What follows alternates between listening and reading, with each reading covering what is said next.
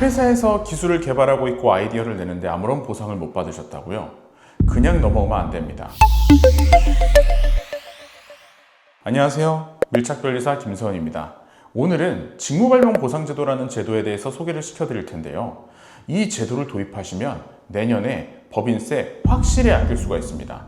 자, 그러면 이 제도는 무엇이냐? 한마디로 회사가 대표님이나 종업원의 아이디어를 사준 대신에 보상을 해줘야 된다는 제도입니다. 그러면은 우리가 이 직무발명보상제도를 논하기 이전에 직무발명이 뭔지부터 아셔야 되겠죠. 직무발명이란 직무와 관련된 발명입니다. 너무 쉽게 설명하는 거 아니냐고요? 맞습니다. 예를 들어 보겠습니다. 제약회사에 다니면서 의학개발부서에서 근무하던 직원이 의약품을 개발했다. 이건 직무발명이 됩니다. 그런데 그 직원이 퇴근을 하다가 뭔가 자동차와 관련된 아이디어가 떠오른 거예요.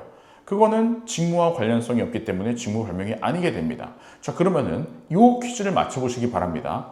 제약회사에 다니면서 회계근무 부서에 근무를 하다가 회계와 관련된 프로그램을 개발했습니다. 이거는 그러면 직무 발명일까요? 네, 직무 발명이 됩니다. 즉, 그 회사의 업종만이 아니라 그 직원 또는 대표님의 직무, 어떠한 부서에서 근무하고 있는지에 따라서 직무 발명으로 인정이 될 수도 있고 되지 않을 수도 있다는 겁니다. 자, 그러면 직무 발명 보상 제도는 무엇이냐?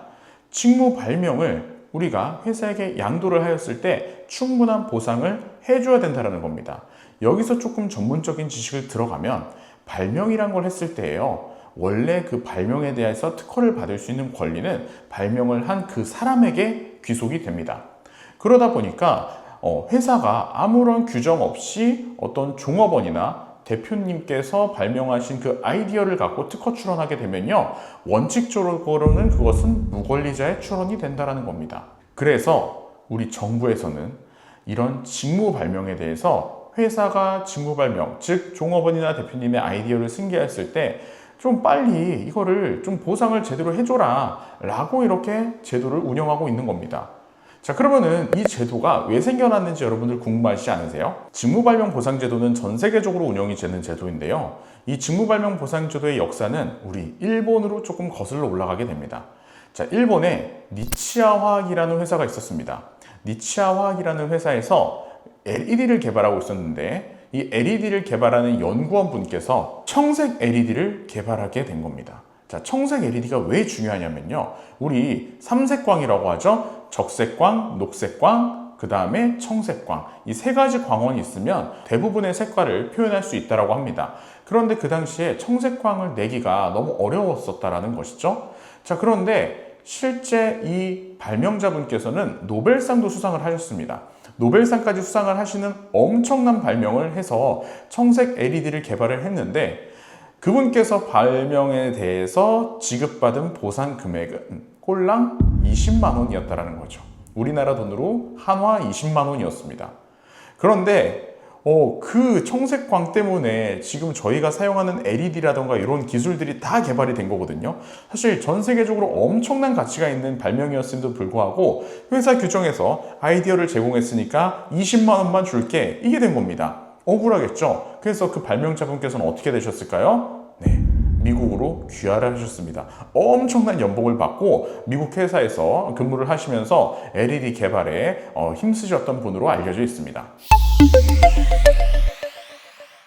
자, 이렇게 종업원이나 대표님께서 발명을 하시면 보상을 받으셔야 된다는 게 일단 디폴트입니다. 이거는 강행 규정이에요. 필수라는 겁니다.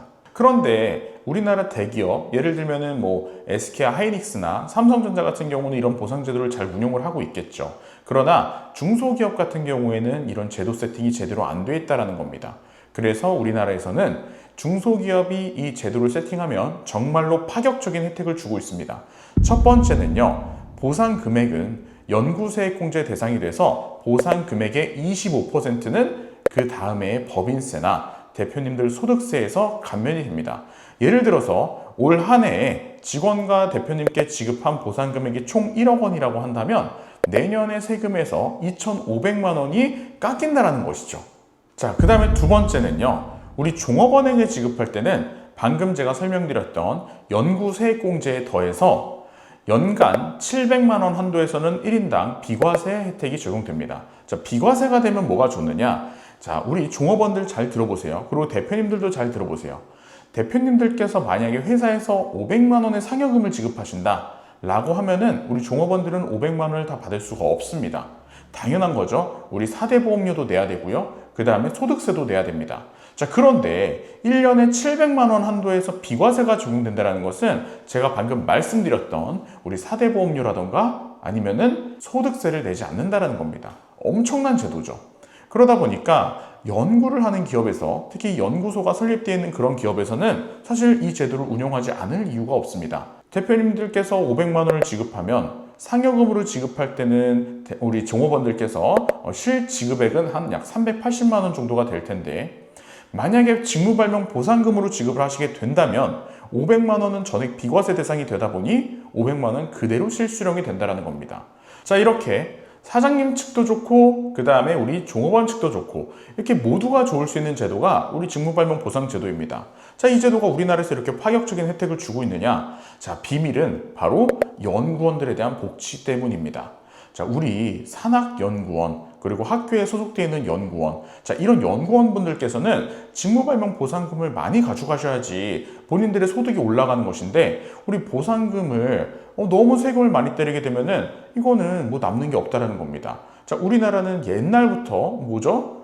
기름 한 방울 안 나는 나라에서 인적 자원으로 살아 먹어야 된다라고 교육을 받았지 않습니까? 그런데 이런 연구를 촉진하는 이런 법률에 대해서 더 밀어주지 않으면은 연구원분들께서 의욕이 안 생기겠죠. 그렇기 때문에 우리 정부에서는 중소기업이 이런 것들을 도입했을 때 파격적인 혜택을 주고 있다라는 겁니다.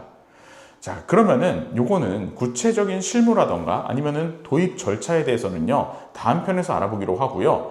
궁금하신 분들께서는 댓글로 궁금증을 남겨주시면 제가 성실하게 답변을 달아드리도록 하겠습니다. 자, 이 영상이 도움이 되셨다면 구독과 좋아요, 알림 설정 부탁드립니다. 감사합니다.